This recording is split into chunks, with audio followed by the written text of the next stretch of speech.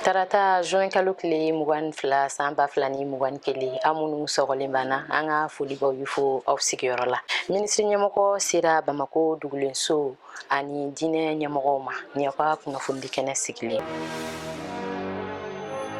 Minisiri ɲɛmɔgɔ bɛ taamana ka bɔ maabaw ye a mɛnna. Juma juin kalo tile 18 san ba fila ni mugan kelen Dr Shogɛl Kokala Mayiga sera Bamako dugulenso maakɔrɔw ma n'o ye Ɲarela, Turela ani Daravela. O kɔfɛ a sera Ansardine ɲɛmɔgɔba Sherif Ousmane Madane Aïdara fɛ. Minisiri ɲɛmɔgɔ sɔrɔla ka taa Cardinal Jean Zerbo Bara quartier du Fleuve la ka chrétien catholiquew ɲɛmɔgɔw kumaɲɔgɔnya. O kɔfɛ ani Ɲɔrɔbu ye denkɛ Moulay Oumar Aïdara ye ɲɔgɔn ye kɛ hippodrome na Bamako. Minisiri ɲɛmɔgɔ sera fana chrétien protestant ɲɛmɔgɔw fɛ Ɲamakɔrɔ. Révérend Dr Nou Ag Infa Yatara tun b'o kɛnɛ kan.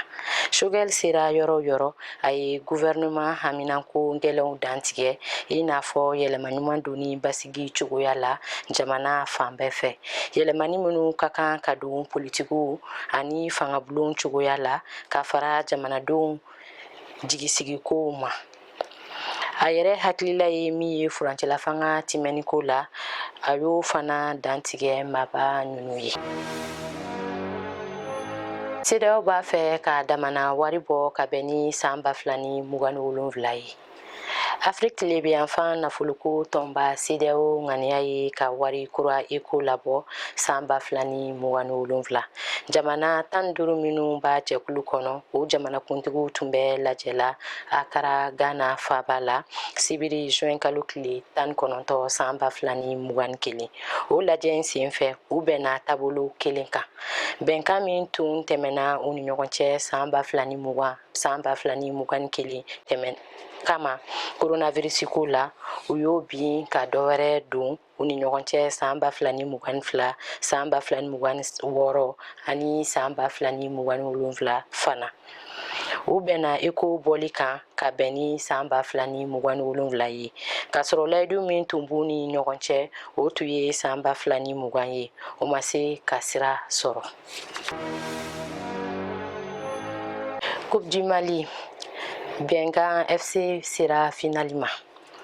Coupe du Mali tako 60 FC Bɛnkan ni Stade Malien bɛna ɲɔgɔn sɔrɔ juin kalo tile 27 san 2021 Modibo Keita tɔgɔla farikolo ɲɛnajɛ kɛnɛ kan.